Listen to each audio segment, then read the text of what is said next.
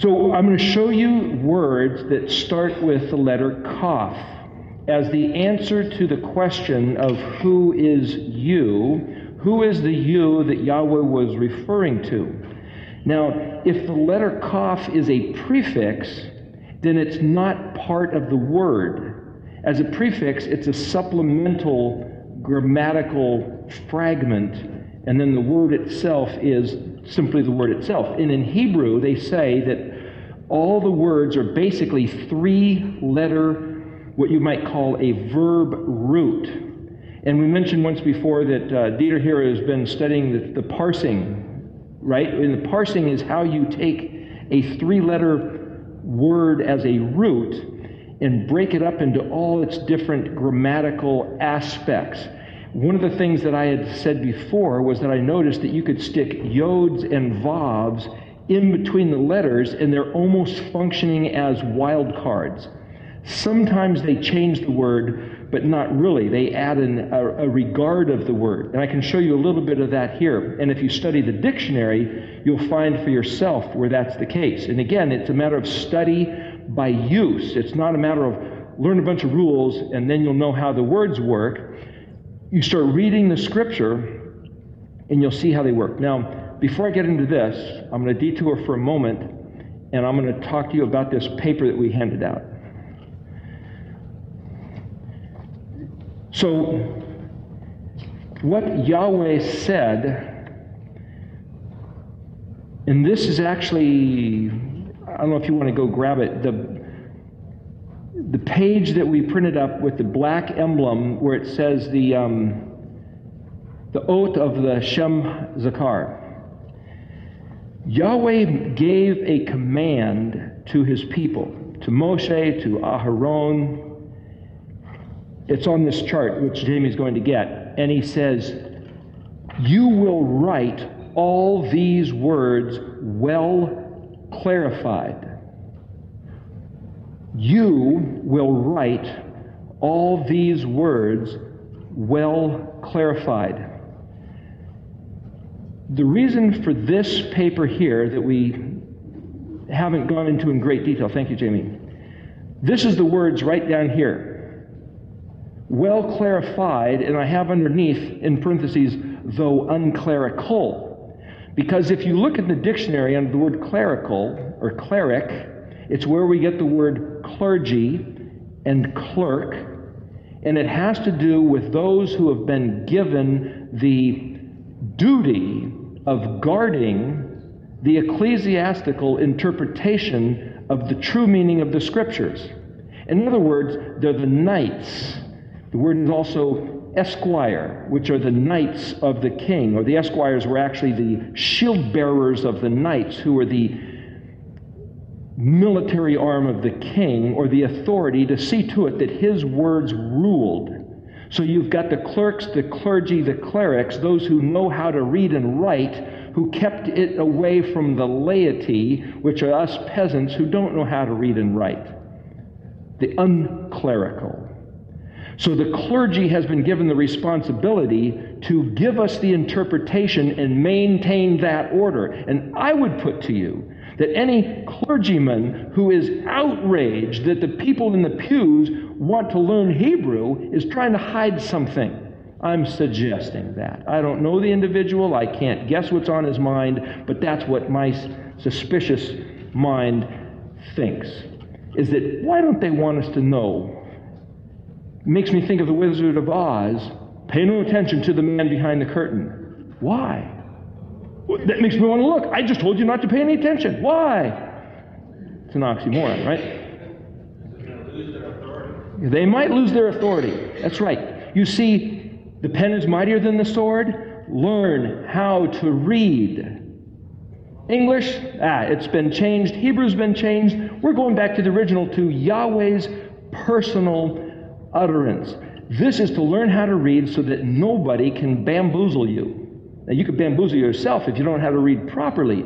So here's the commandment instruction of Deuteronomy 27, verse 8. Ki, or call, kaf lamed, all, ha-devarim, all the words, bar ha-itov.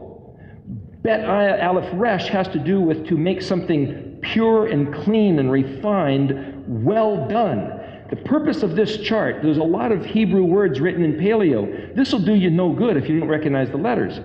But the purpose of this chart is in telling you what this symbol means, is to say when you learn these letters, it'll give you something to read. If you teach somebody to read and they got nothing to read, it'll do them no good.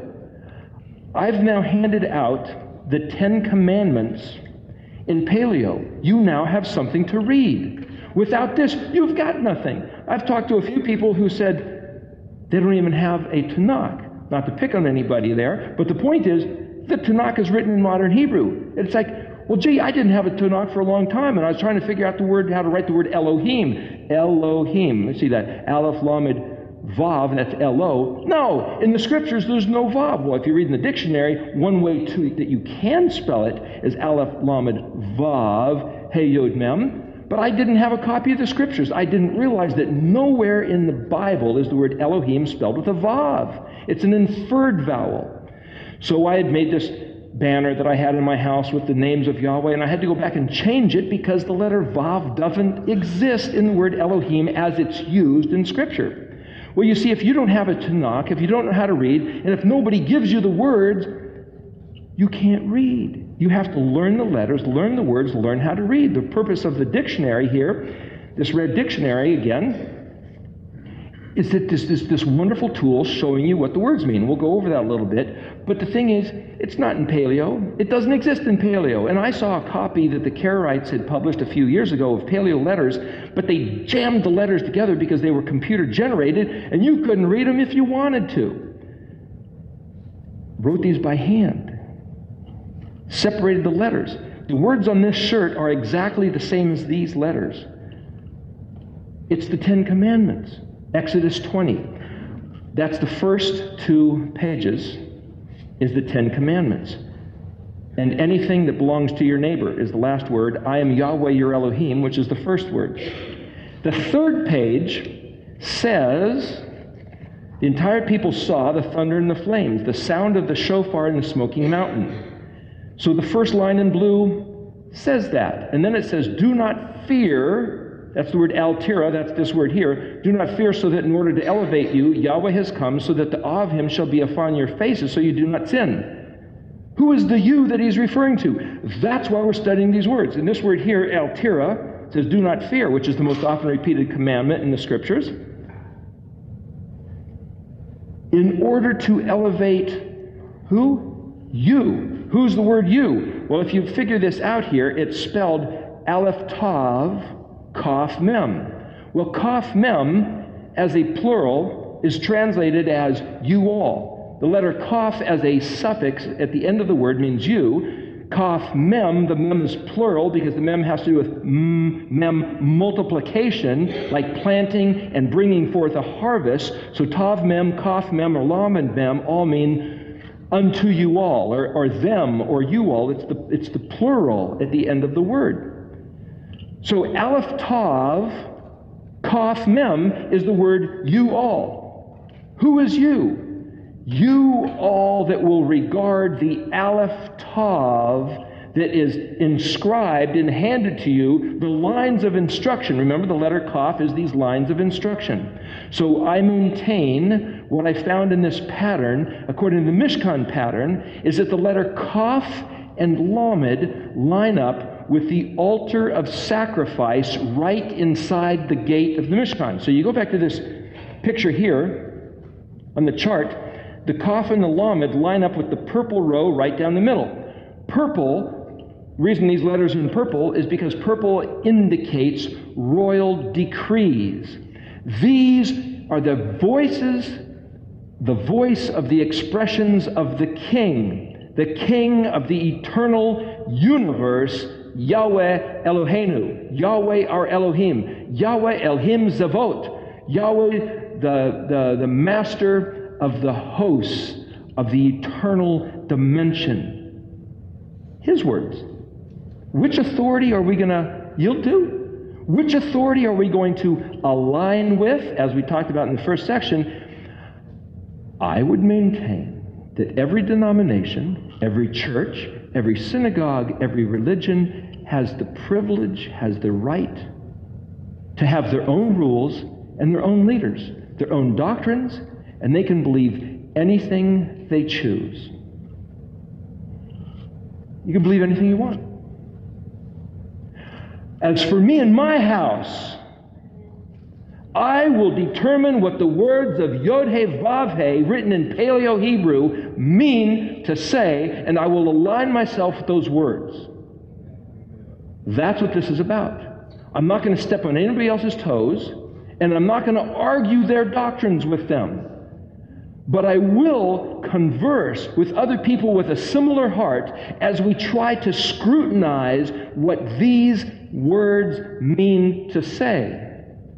But it's not a matter of clobbering and fighting. It's a matter of saying, do you have a heart to know what these words mean to say? I'm projecting you to what I have found, and if somebody else wants to disagree or discuss or have a different opinion, I'm happy to hear about it. I'm happy to discuss it. I'm happy to try to work through, to walk through. As a matter of fact, the commandment was, you will talk of these things.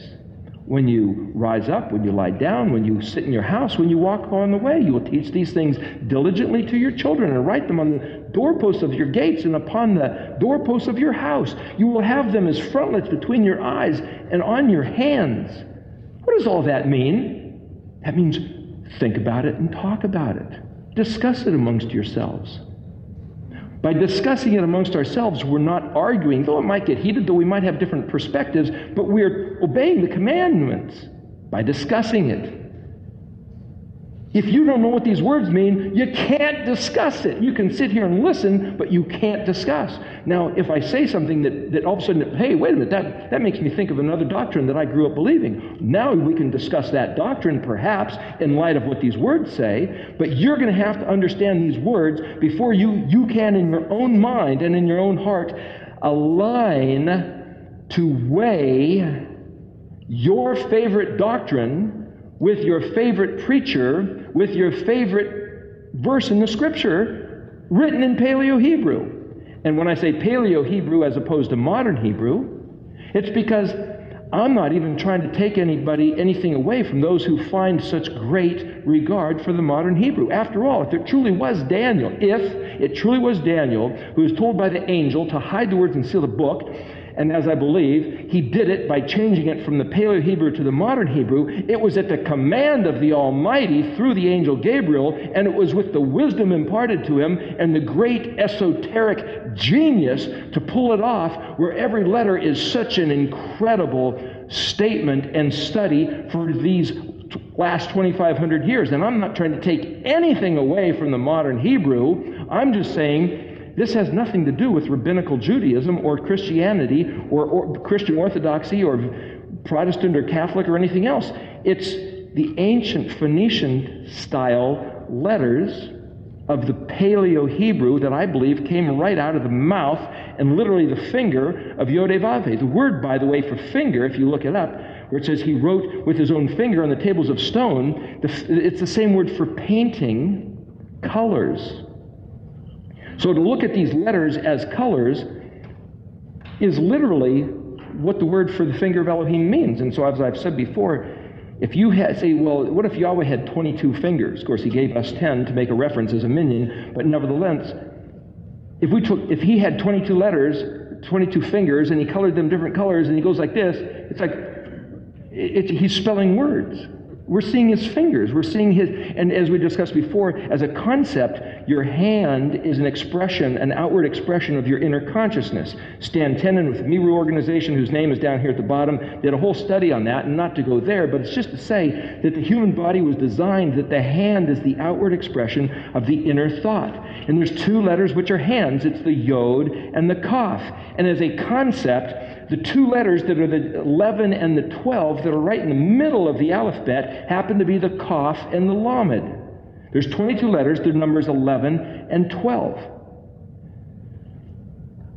We'll get to this in another week. But the menorah, if you look at closely, the way it was designed, it said it has 6 branches, and then there's one in the middle, and that each of the branches should have 3 cups but 4 cups in the middle.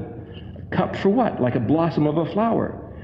Well, if the cup held oil and it had a wick in it, then there was actually 3 times 6 is 18 plus 4 is 22. There was 22 wicks with lights in the menorah on 7 branches. 22 lights, not 7. I've only ever seen menorahs with 7 lights. Most of the time they're not even lit. But it sounds like there was actually 22 lights on the menorah, in which case you could say, well, that's like the 22 letters. Could it be that the 22 letters of the alphabet is, if you understand them, is what lit, metaphorically, the kadosh place? Well, if you think about it in that sense, then within the Mishkan pattern itself, it's given a certain validity to the concept of the 22 what's? The 22 what's? Well, there's 22 letters, there's 22 chromosomes, there's 22 amino acids. Yahweh chose this number of 22 to provide the basic structure. And if you look at the letter Kaf, it's almost like a rib cage, which is the basic structure, or like a ship hull, a basic framework. If you build like these timbers up here in this roof, if you do timber framing, you've got the main support and you've got these ribs coming out. It's the same kind of pictures in the letter Kaf. It's this skeleton thing. So what I'm suggesting is that within the Paleo, within the shape of the letter, as well as the words that are spelled with the letter, there's basic ideas which cannot be separated from what the letter is trying to say. And then when you take what it's trying to say and you incorporate it with other letters, you'll find what the other words mean. So part of this, to go back here and give you certain words, I've also, by the use of the dictionary, told you what these words mean. Achad, one statement. Chetem, sitar, ayin, tav, hey. He enveloped himself, which is like this, like the Vav being enveloped in the fires of the 2 houses, Israel and Yehuda. These things are encrypted all through here. Ot Hashem Zakar, the symbolic oath of the name. Ot, oath, Hashem, the name. Zakar is the remembrance, but the oath has to do with this. This is also the letters of the alphabet. If you look at these words, of course, in order to use the dictionary, you got to take the Paleo and swap it back into the modern flame letters so you can read the dictionary. So this is a tool as a part of an exercise for you to start applying your mind to, and it's going to take some deep study, some deep thinking, some profoundly deep thinking. Remember that word. We're going to get to it by the end of this second session here. So the purpose of this chart is to give you something to read and something to study. It's an exercise thing, though it looks like a picture that's no exercise at all. But to try to figure it out, there's the exercise. On this chart, there's a whole bunch of things embedded with various Paleo letters, mostly down here. Up here, there's only a few. You have to try to figure out what it is. And where I've mentioned different Bible verses, it's like, look at the Bible verse, figure out what it has to do with the letter, figure out what it has to do with the word, and why did I put it there? And then you'll try to compare these things, and in the exercise, you are weighing, which is the word shekel. Shekel is a type of coin that was used to weigh its balance. If you have a certain spice or an herb that's worth so many shekels per ounce, then how many shekels of silver per ounce? And now you're weighing and you're measuring your shekel-ing. That's Heblish, a blend of Hebrew and English, right? So your sefer-ing or shekel-ing, we're going to find these words in Isaiah, which we'll get to. So the purpose of this, altira, for in order to elevate you. Now wait a minute. Isn't there some doctrines that say that the reason he gave us the law was to prove that we couldn't, and to prove what a miserable mess we were in, that we were never going to get out of, so fortunately he gave us a new covenant later which absolved us of the law? But this says he gave it to you, Aleph, Tav, Kaf, Mem, you all who would regard the gift, the covering of the structure of the Aleph, Tav revealed to you in order to elevate you? To elevate you? Which means if we don't know what these words are and we don't keep these words, we are unelevated, which means we are what? Stepped on and ground into the ground by the other ones who would take over the jurisdiction of trotting us down, which is where you get the word Lord. The Lamed is the authority to Resh Dalet, is where we get the road. Red, Lamed, Vav, Resh Dalet is the phonetic of Lord, which is the authority that now can stomp you and grind you and flatten you out. And that's another verse in Isaiah which talks about exactly that concept. So to not use the word Lord on purpose is not to disparage those who the Lord is dear to them, but it's to go back and to align our thoughts and our hearts with the revelation of the truth that's embedded in Hebrew. That's why we're doing this. So So that in order to elevate you, Yahweh has come, so, see there's a reason, so that the awe of him shall be upon your faces, so that you shall not sin. And then he says in verse 21, which is after here, down here in the red, wherever I permit my Shem, my name, to be remembered or re-mentioned, that's the word Zakir. There's a yod there, and this other word Zakar over here has a vav in it, and here it has on this other paper just simply Zayin Kaf Resh, which is the word to remember or a memorial. Again, you add the yod and the vav in a different aspect, but it's basically to remember. Wherever I permit, this is what the Yahweh says. Well, then you say, well, what does that word permit? That's another matter, but think of this in English. Wherever I permit my Shem, that's, remember, name, fame, noun, reputation, occupation, stuff he's concerned with, which is everything in the alphabet, which is everything about the Sabbath day, which is everything about the Mashiach, which is everything about this alphabet, which is everything about the Moedim, the festivals. Wherever I permit my Shem to be remembered. You see, it hasn't been remembered for thousands of years, but we are here tonight because we are in the process of remembering. I shall come to you and bless you.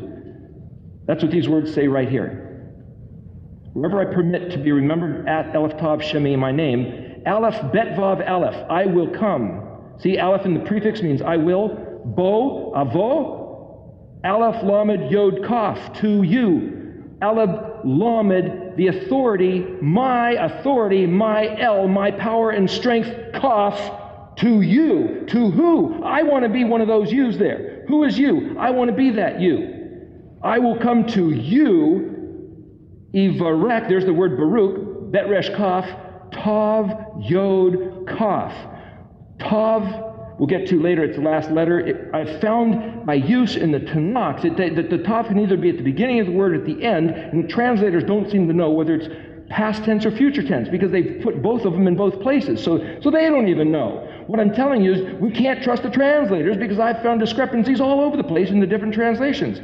So it's a sense of future or past, and then Yod means my, but Tav Yod can also mean my covenant.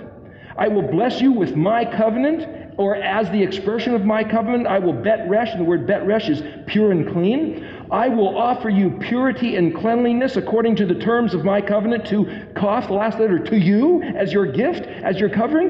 That's what this is all about. And if you want to be the receiver of that, choose to be the Kaf that's mentioned in this alphabet when he says, this is what I'm doing. Remember, the minion of Aleph through Yod means I will, my.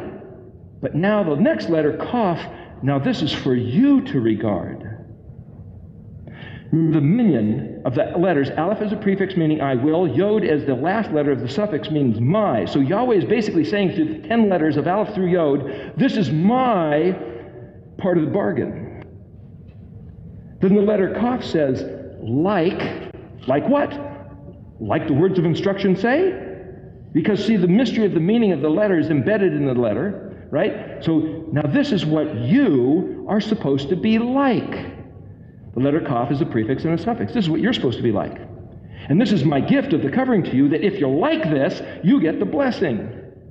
You get to be the one who's in my kingdom, in my house, in my Mishkan, that I give all this for, unto eternity, unto the Leolam Va'ed. So let's look at some of the words that are spelled with the letter Kaf. And again, this is to make you familiar with the letter Kaf and to see that the message in these simple letter words, which are two-letter words, there's a message just because there's a Kaf in the message. So let's see if we can get the theme of these words which have the letter Kaf. So if you start off with Kaf Vav Lamed, and I don't see where I wrote that down here. Well, anyway, we'll come back to that. Kaf Mem, we also said, was you all.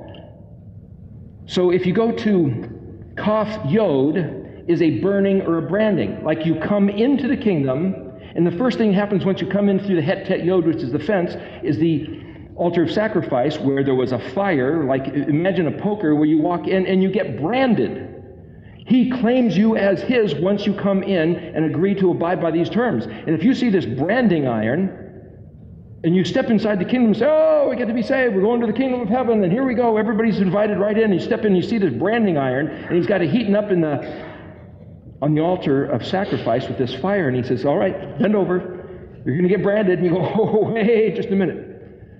We're going to have a little bit of an argument about the terms of this being part of this kingdom.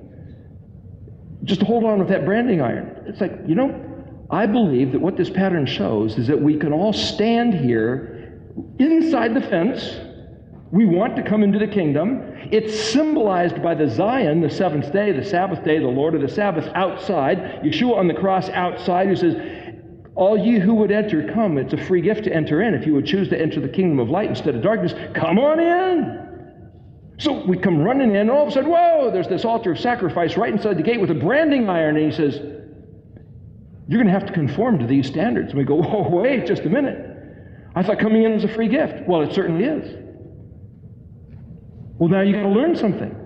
You see, as we mentioned last week with the Tet, you can't learn about the Sabbath day outside. You can just simply see those who regard the Sabbath day.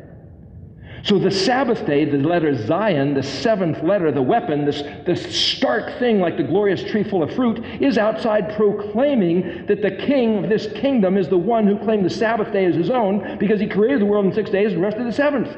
It's the sign, it's the nun psalmic, it's the great thing. Hey, look who this is all about. Hey, let's come charging in. So we come into the Mishkan because he said we could freely enter because Yeshua died on the cross. And then we say, oh, but now we got to get branded. Now we got to learn something. Now we got to do something. Now we got to regard something. Wait just a minute. And I'm convinced, because of the pattern, that you can stand there the rest of your life debating and squabbling and bickering whether or not you want to conform to the standards of the Kaf. And yet never progress, but yet you're still in the door. Does that mean you're a believer? Does that mean you're saved? Does that mean you're, put your favorite label? I don't know what it means. I just see that learning the instruction is inside the kingdom.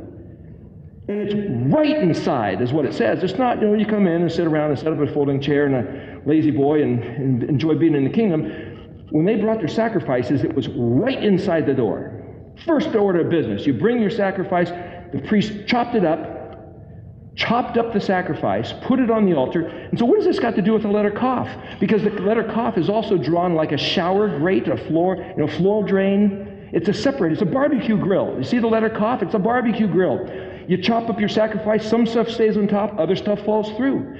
He said the blood and the fat are his. Do not eat it. That's an instruction. And what happens when you take a piece of meat and you put it on the barbecue grill? Well, when you slaughter it, he says, pour the blood into the earth and put the fat, if any fat that's left that you didn't clean off, drips through. Don't eat the fat. The Kaf is a filter. The word for kidney starts with the letter Kaf. It's Kaf, Lamed, Yod, Hey. Kidney. The heart is a pump. It's spelled Lamed Bet. Kaf and Lamed are a filter and pump. Soon as you come into the kingdom, it's a circulatory system. You learn the ways of the kingdom by the filter and the pump.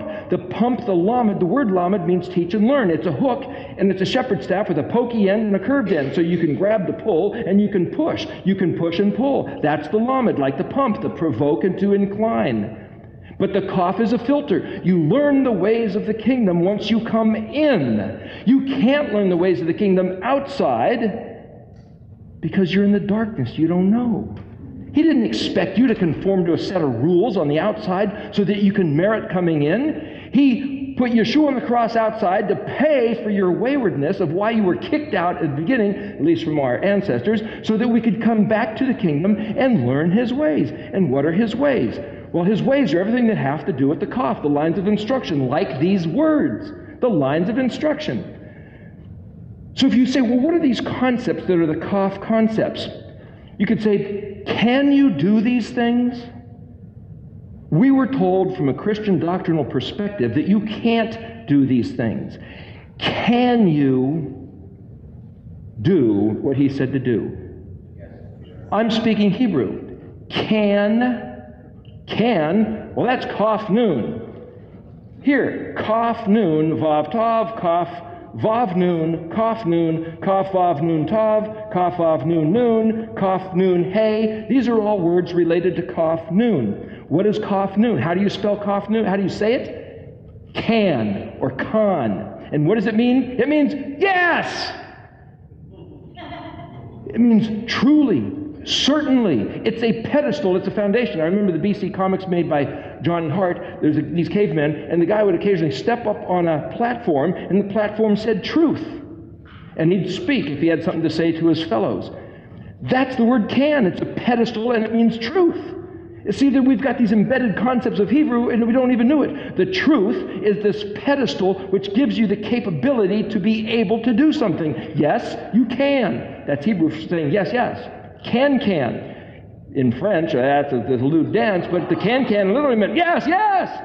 Well, it's going somewhere else. But you know, these other languages are all embedded in.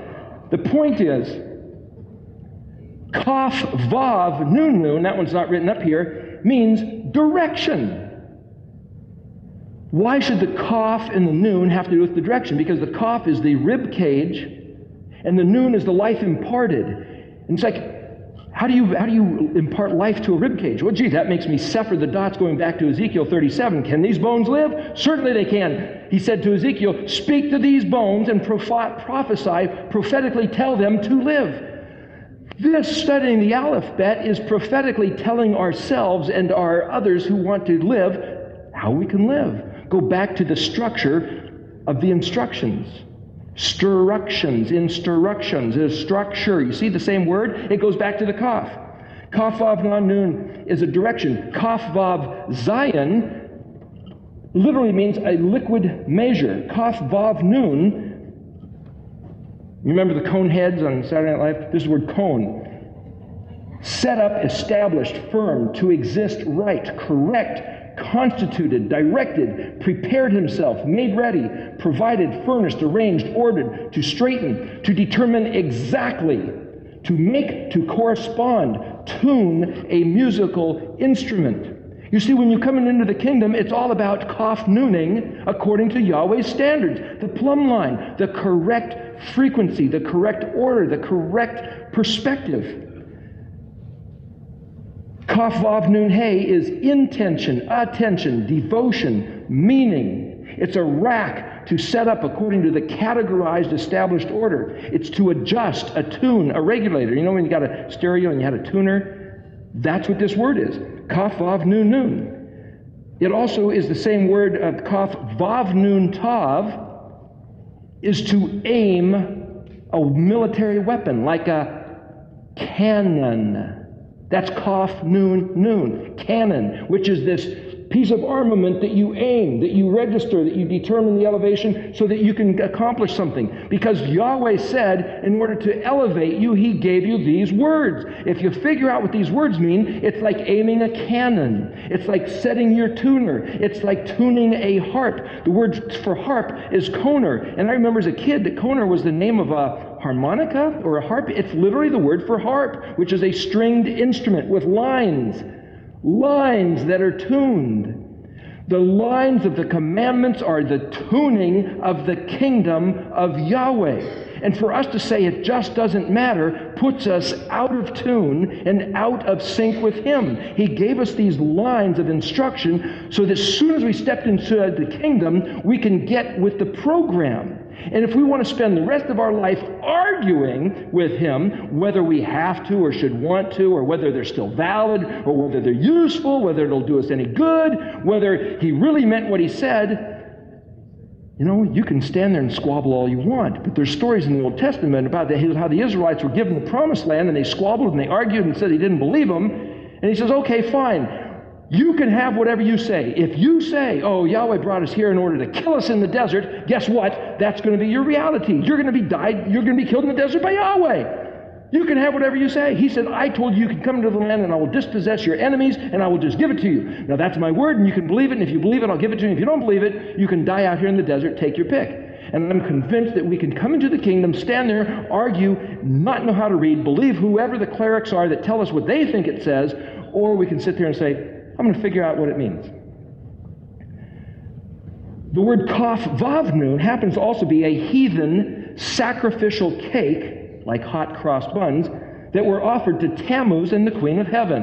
Now, interesting that the same word, kaf vav nun, that can mean, boy, this is like the harp of the strings to praise Yahweh, and it means, yes, I can do it. He says it's the same word used for the heathen cake offered to the Queen of Heaven that Yahweh hates, and says, if you do that, you're out. Remember the Tet, the armed guard inside that says, if you do certain things, he's going to kick you out?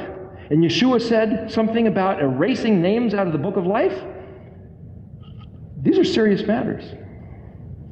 Kaf vav resh is where we get the word core. It means core, and it literally means round, or a melting pot, or a furnace, or somebody who's doing core drilling is like cutting a hole in concrete. It's a Hebrew word. Ketubah, kaf vav tav bet. Ketub is the writing. It's like a prenuptial agreement or a betrothal. These words are the ketubah of Yahweh to his bride. So if somebody wants to be the bride of Christ, and if the word Christ in Greek happens to mean like an avatar or a special person, or, it doesn't, we say, well, there's one Christ, and that was Jesus, and he was this one particular guy, but the word Christ is a little bit more generic than that. But the thing is, if somebody wants to be the bride of Christ, and if their Christ has a different ketubah, I can't tell them that they're wrong. I can't argue with them. All I can say is, these words are Yahweh's ketubah. And I choose to be the kaf of Yahweh and take part with his ketubah and get the perks of all the benefits of Yahweh's ketubah. Read the book of Deuteronomy. Read Isaiah, I believe it's in chapter 30 and 31, which I was going to go there, but I don't know if we'll get there tonight. It tells you the perks and the benefits of being of Yahweh's ketubah. So for me to go do this and say, okay, let me see. There's these various different overlords, there's these various different authorities, there's these various different Christ figures and so-called messiahs, and then there's Yahweh. Let's see, I'm going to listen, I choose Yahweh. So for somebody to say, well, why are you going back under the servitude of those laws? It's like, because I want to be this kaf. I want to be the one that this is all for. I want to be the one that gets the benefits of everything Yahweh said. And as I read these words, Yahweh said, hey, I've got all this stuff stored up that I promised Israel under the terms of the covenant with Abraham, Yitzhak, and Yaakov, and I will give them to whoever wants them, but the terms are the same. The terms are the same. And if somebody else walks up and says, hey, we've got different terms, it's like, okay, fine. I want these terms. And if someone walks up and says, hey, Jesus, Paul, and George Washington, and Abraham Lincoln, and whoever else came up with a different covenant, and it's like, fine, you can have your covenant. But I want the covenant of Yod-Heh Vav-Heh. The word kaf chet, kach, is where we get the word for cocky, which is like a rooster, which means strength, power, force, vigor, potential. Like the Mishkan is another way to read that. What's in the Mishkan? Power, force, potential, vigor. The life. Chet yod is the word for life. If you add the letter yod at the end, where it says cocky, it's basically like my Mishkan, like my treasure chest. You want to be like my stuff? You want to be like me? Yahweh saying, do you want to be like I represented myself by everything in this Mishkan? Okay, regard my stuff. Regard my instructions. Regard my open hand. Here it is, plain letters. Kaf, kaf. Two kafs, like you. But that's the word that means so or thus. It's very similar to the same word as kaf hey and kaf nun.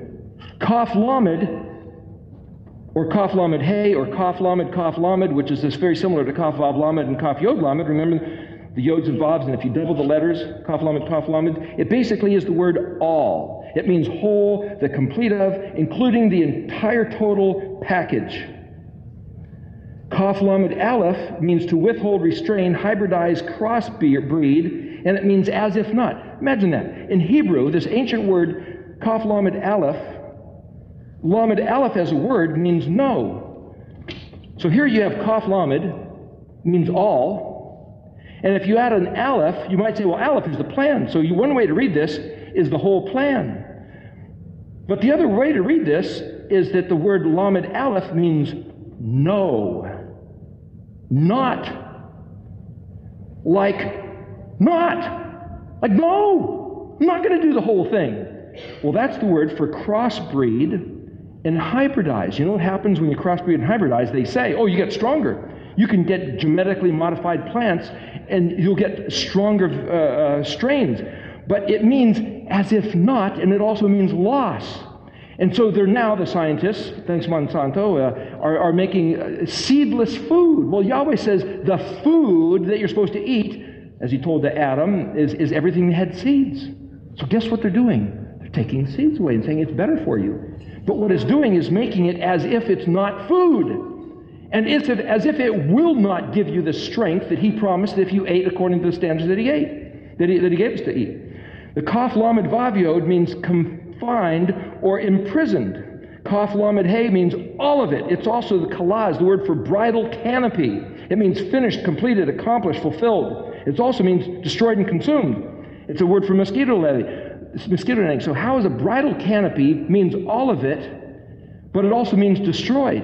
It's because when you come into the kingdom, what is destroyed? Your own prerogative to do everything he said. These words written right down here are what the people said in response to what the Ten Commandments were. They said, everything that Yahweh says, we will do. And later they says, and we will hear. That's the word Shema. And see here the word for do is Aleph, or Ayin Shin Hey. Noon is the lightning bolt that imparts action to Ayin Shin Hey, that word that I wrote up before that says work, do, complete, produce. You see, once you recognize these letters, you can start putting them together. And, you know, when I first started looking at this a couple of years ago, it's like this whole thing, like I said before, the modern Hebrew is like a swarm of ants. These bulbous things with string timed together, it's like, I couldn't make any sense. But now I can look at this and I know these words. And a couple of years ago, even a year ago, I was saying, I'm illiterate. I don't know these things. It's easy. You can read this stuff. Kaf Lamed Aleph, Kaf Lamed Vav Aleph, a bird cage, a prison, bars. The lines, they're barred. What bird cage? I want to be free. I want to be at liberty. Yahweh says, if you turn your back on my words of the Torah, oh, you're free. You're free to go outside, in which case you're not under my contractual obligation to cover you, and now your enemies have free pot shots at you. You're free. And I'm quoting words right out of the scripture, Isaiah, Ezekiel, Jeremiah. It's all through the Tanakh, but you know, we weren't really taught to read the Tanakh because you have to read it in Hebrew. If you Yahweh's protection, you want his branding iron on you. I was about to say about the kuf earlier. Moses said, show me your glory, and Yahweh says, you can't see my face and live, but I'll show you my kuf view, my backside. What did he do? He said, I will put my kaf on you. I will put my kaf on you, and I will pass by, and I'll take it off, and you can see my kuf view. What's his kaf? Well, if you say, well, that's his hand. It's translated his hand. He'll put his hand on you. He'll put his kaf. I maintain that the kaf, right inside the kingdom, is the lines of instruction, which is the Torah. Yahweh will put his Torah on you, and you can see his kavod, his glory, as he passes by. You want to see Yahweh's glory as he passes by? Let him put his kaf on you. Let him wrap you up in his commandments, and you will see his kavod. This is the word kavod here, kaf bet dalet. The word bet dalet is the word for Adam being alone, and it means like no other. The letter kaf as a prefix means like, and bet dalet is unique, separate, no other. It's very similar to the word kadesh, which means separated like no other. Adam was alone, there was no other, it wasn't good, so he made his wife for him. Yahweh made his wife. It's the word kavod is literally, it means weight. It's the word for liver, which is the weighty organ, but it's the weight, it's the honor, it's the prestige, it's the regard. If you want to see Yahweh's kavod, let me see your great honor. He put his hand, his kaf, on Moshe, and it allowed him to see the kavod, which is the kuf view, which is like the pillar of fire, pillar of smoke, is a metaphorical picture type. And you might say, what does that have to do with anything? The Sabbath day and the festivals are Yahweh's covering. It's his expression of himself. If you want to see his kavod, keep his instructions. Regard his words. You'll see his kavod. Well, what do I get for doing that? You won't know until you do it. Kaf Lamed, Kal, means to maintain, feed, support. It's the word for a steward who's in charge of the warehouse of goods, of food. Why does all these words with Kaf have to do with giving you instructions, calling you his own, and providing you with the provisions? Kaf Lamed, complete, perfect, included. That means you're one of his. Was generalized as comprising, like the whole community. The sum total, common. Kaf Lamed Mem, to put to shame, reproach, insult, humiliate. Kalam, like calamity. Kaf Lamed Pei Yod means towards or opposite. So it's like you can either be of him or contrary to him. You can, Kaf Lamed Mem, the 4 letters in the middle of the menorah, it turns out to be Yod, Kaf, Lamed, and Mem. Kaf and Lamed are the middle 2. Yod is the 10th letter. Mem is the 13th letter. So these 4 are the 4 that represent the 22, right? The 4 in the middle. And you could say, well, Yod, Kaf, Lamed, Ikal literally means, read it up in the dictionary, it means to have the power, the capability, the capacity to prevail. If what? If he will do all of them. If you do all of them, you have the capacity to prevail. So you can sit here and you can pray for the anointing, or you can do what he said. And I'm not saying that the two are contrary, but to say that, well, let's just pray for the anointing and not do what he said. You see, if you take away the Yod, which is the hand of work, and you look at Kalam, it's where we get the word for calamity. If you don't do what he said, what kind of anointing are you asking for? Because he said, remember, he said he strengthened Pharaoh's neck, his heart. Pharaoh had a determination, and Yahweh says, I'll turn the heat up.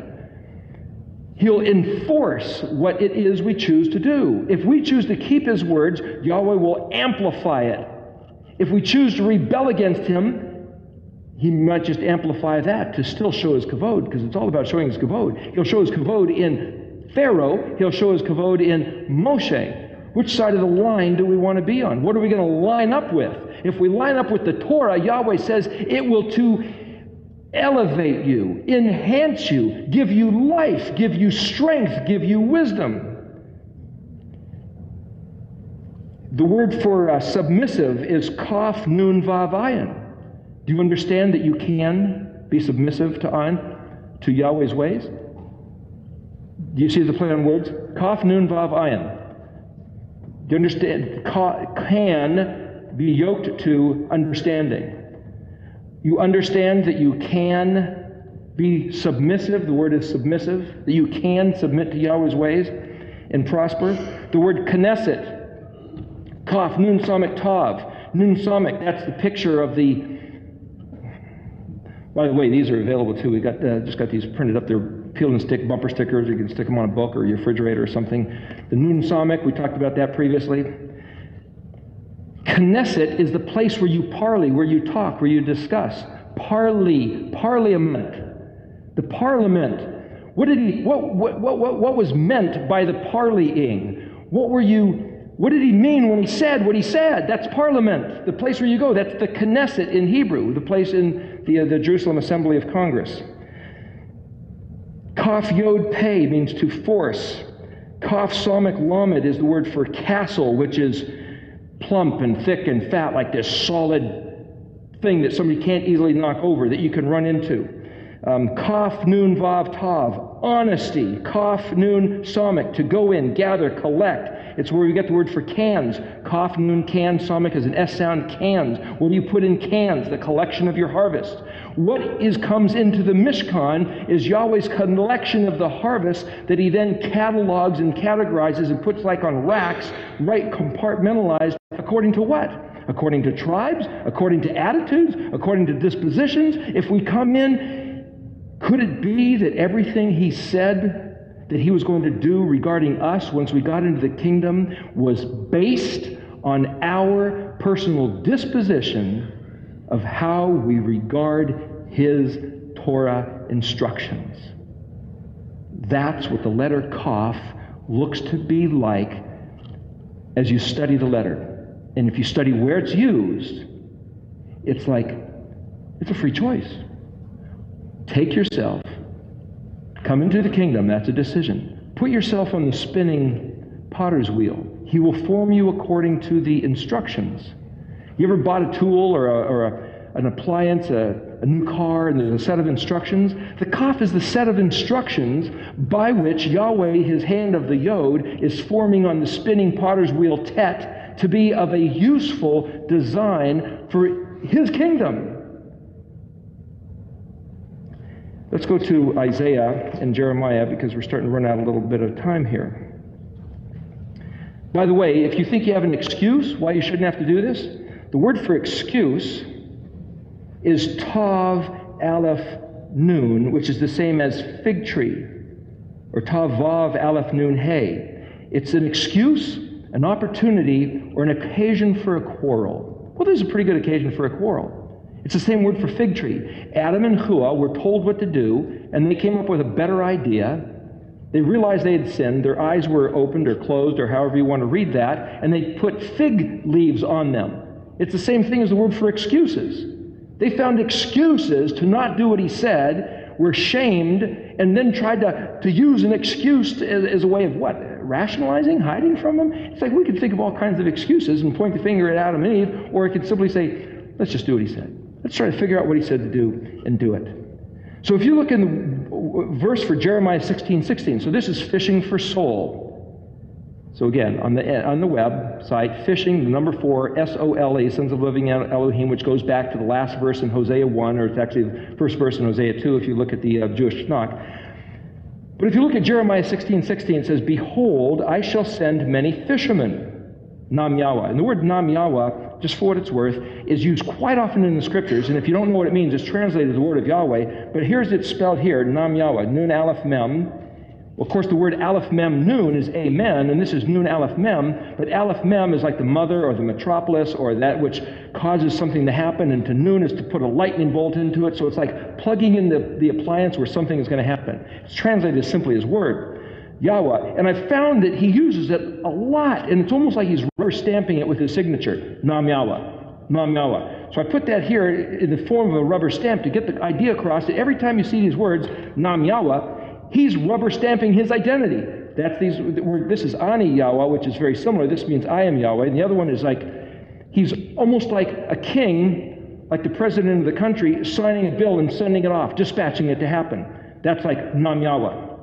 So, behold, I will send many fishermen, and they will fish them out. And afterwards I shall send many trappers, and they will trap them atop every mountain and every hill, and from the crevices in the rocks. Sounds like people are hiding, but what's going on with that? For my eyes are upon all their ways, and they are not hidden from before me, and their sin is not concealed before my eyes. I shall repay them first for the repetition of their sin and transgression. What is sin and transgression? Contradicting the kaf. Leviticus 26 says that's going to be 7 times the ways, like their ways, 7 times 2,730 years, according to Ezekiel 37. We've talked about that before. We calculate that if the 721 BC, Assyria came in and conquered northern kingdom of Israel, that puts it at 2010. We're outside that envelope, so this should apply. Hey, we can come back, right? He says, I shall repay them first for the repetition of their sin and transgression, for having desecrated my land, and their disgusting abominations, and their detestations that have filled up my heritage. And then here's this phrase, Yahweh my strength, Yahweh my stronghold. Strength is the word ayin zayin hey, which is Azi. Stronghold is Mem ayin zayin yod, which is, you might say Azi is just strong, but it's a place of strength, which would be stronghold. Azi mazi, my refuge on the day of distress. To you, nations will come from the ends of the earth and say, and we've said this quote many times, and here's where it's from. It's in Jeremiah 16. It was all falsehood that our ancestors inherited, futility that has no purpose. Can a man make Elohim for himself? They are not Elohim. Then Yahweh says this, behold, therefore, I inform them at that time, could this be now? We'll get to this in a moment. I shall let them know of my hand and my strength, and they shall know that my name is Yahweh. I'm going to address a couple things here, but you have to see it in Hebrew. The word for futility is aleph pei somic, and it means null or not. We have inherited, no, excuse me, that's the ends of the earth. Mem aleph pei somic. The ends of the earth? Does that mean the end of the earth? Or does that mean when the earth has finally come to realize, hey, we got nothing? Everything's a big wash. Everything's wiped. It kind of looks like what's going on now. We have inherited futility that has no purpose. The word futility basically means there, it's an upper garment, like this shirt. It means treachery covering the higher section of what would have otherwise been useful. You see, the Shabbat was given to us to elevate us as something useful, but something was put over it, claiming a higher authority, covering the usefulness of the Shabbat. They called it Sunday, Christmas, Easter, Halloween, and it says, oh no, this is your strength. And it says right here in Jeremiah 16 that we will come to the point that says it was falsehood that our ancestors inherited. Futility that has no purpose, meaning it can do nothing for us. And when you come back to the terms of Yahweh's alphabet, Yahweh's words, you realize, oh, this thing is loaded with usefulness. And then it says, therefore, behold, I informed them at the time. And the words, I could write it on here, we're running out of time, we only have a couple of minutes. It says, Lachan, Lamed Kaf Nun, which means truly, Hineni, Hey, Nun, Nun, Yod. This is the word that says, behold, here am I. Remember the letter Hey, and the Nun is like lightning bolts of action. And here's this word, Mem, Vav, Dalet, Yod, Ayin, Mem. And it means, listen to what it means. I won't write it up here because we don't have time. Sing, information, intelligence, memory, a mnemonic sign. It's a device to memorize with. Like mode, modulate, measure. It also, Mem, Vav, Dalet, Ayin means an acquaintance or a friend or something that you're familiar with. And then the word is Bet, Pei, Ayin, Mem, which means impelled to move, excited. Like a hammer striking an anvil or a beat of a drum. And then the words is, hey, Zion Aleph Tav. Like, hey, it's the Zion of Aleph Tav. Hey, it's this. It's the Zion. It's the peak of its form of the Aleph Tav. It's the Mashiach lifted up. And then the word is Aleph Vav Dalet Yod Ayin Mem. It's the same word as Mem Vav Dalet Ayin Yod Mem, but it's an Aleph instead of a Mem. And this word means introduce a mechanism to make certain and easy to remember. An ode, which is a song, like a poem, extolling the remembrance of a great one. So here you have these two words that Yahweh says, Aleph Tav, Yod Dalet, Yod, Edi, like the word we had, was my hand, which will be sufficient, which will give you a handle of strength. Ve Aleph Tav, Geborti. The word Geborti is strong one, mighty, valiant, heroic, warrior. It's a word in Arabic where you get Jabbar, like Kareem Abdul-Jabbar, which means a mighty giant, a colossus. But this is that same word in Hebrew that means this is a colossus of a towering giant, Yada, which is to know, Ki, so thus, Shemi, my Shem, Yahweh. Well, what could possibly be? This is in Jeremiah 16. Yahweh says at a certain time, outside the envelope of the occasion that he was going to allow this curse to repay our ancestors for all the things they've done, forsaking the kaf, the instructions, that he was going to bring them back, and the people would say these words, which was what we've been saying here, which is why I've been saying it week after week. It was all falsehood that our ancestors inherited, futility that was no purpose. Can a man invent Elohim? Can a man invent strong things for himself, like Sunday, Christmas, and Easter? Can he invent that and declare it to be Elohim? No! What's Elohim? Only the things that Yahweh established, made, and blessed. He blessed, he baruch, he baruched the Sabbath day. He baruched the festivals in Leviticus 23 that he said were his. And so he says, I will truly, behold, reveal myself in a intelligent mnemonic device like a song, where with a beat and a rhythm which impels you to move, revealing the Zion of Aleph Tav, the Mashiach, the strength of the set-apart instructions, revealing everything where it will give you a handle that's sufficient to elevate you to heroic gallantry, knowing my name, Yahweh.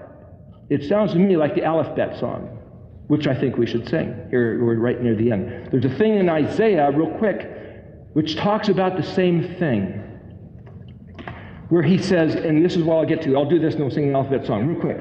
He says, where is one who will count? He says, your heart will muse in dread. Where is one who will count? Where is one who will weigh? Where is one who will count the towers? This is Isaiah 33:17. It says, your eyes will behold the king in his splendor. You'll see him from a faraway land. But what it really says, if you read it in Hebrew, the word sefer is the word for count, which is what we're doing. The word for shekel is weigh, which is weighing and evaluating, comparing these things. And the word for where is one who will count the towers. The word tower is migdalim. And as we were saying in Jeremiah 31:31, it says, no more will any man need to say you should know Yahweh, for they will all know me, speaking of a future day. And they will, from the least of these to the greatest, the word least is spelled kuf tet, like the little children, or like the cute little alphabet letters, until the gidolim. The ones would be the great ones. And I would maintain that recognizing these letters, recognizing these words, is the gidolim, is the towers, revealing Yahweh's identity. So for us to learn these things is essentially fulfilling the prophecy of Isaiah 33:17 and Jeremiah 16 through 21, where Yahweh is providing a mechanism to behold his face in learning these alphabetic letters and putting them to the little ditty of a song. Like Itsy Bitsy Spider, or this one that Rand Cheshire is working on. So here, right at the very end, why don't we go through and sing the song together, like we practiced a few weeks ago. It's been a few weeks. I wanted to get to this week before we could sing it again. You up for it? Yeah. Aleph is the plan that Abba purposed in his heart. Bet is the container of all he would impart. Gimel is the sent one to retrieve us home again. To enter through the door, the Dalet. Hey, look, he's the Vav, man. Cut off, perfect yet, the Zion, one of seven, Nes, Selah. Think about it. Chet is for our safekeeping, sealed by Tet like a wedding ring. Yod, his hand, who made my hand to hold on to his Kaf, which is Torah, Torah, Torah. Our regard reveals the heart, Lameding, so that from Mem, a blessed noon restart. Samech, Ayin, Pei, Shema, Shomer, together one. Zadi stands alone, though all Israel shall become. After Kuf, our noble Resh, exalted in the sky. Sheen, our shining Elyon, Yahweh, El Shaddai. The Aleph Tav, accomplished and completed as he said. The one word left untranslated, the one we all reject. Still the offer yet remains. Chaim ed ha'olam. For the simple Brit of love and death is Aleph Bet, his song, Hashir Shirim, the Song of Songs. One last word. This thing in Isaiah, it says, you will not see bold people, the people whose speech is too difficult to understand, of garbled tongue without comprehension. But there's a different way to translate that. And basically what it means is, audacious, fierce people cannot see this. See, the letter Kaf isn't in the word for you will not see, but it says the audacious, fierce, arrogant people cannot see this. But then here the word is ayin, mem, kuf, yod, and it means study deeply, profound depth, thinking like a deep valley, which is why I said deep, profound thinking will compensate, indemnify, cure of lunacy, restore to health. The meaning and the sense of significance that was lost as a delivery of judgment. The stammering tongue without understanding or intelligence.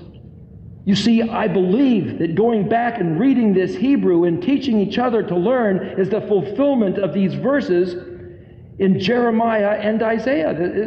This is Jeremiah 31:33 and in Isaiah 33:17 and Jeremiah 16. It's like, I believe this is like a prophetic, astounding thing that Yahweh is doing, that we are coming back to regard His words. This is not some idle class of studying ancient Phoenician, a lost language of punk idiots who blew off the covenant that used to be called ancient Israel. This is the coming back to the restoration of the only great thing on the planet, Yahweh's self.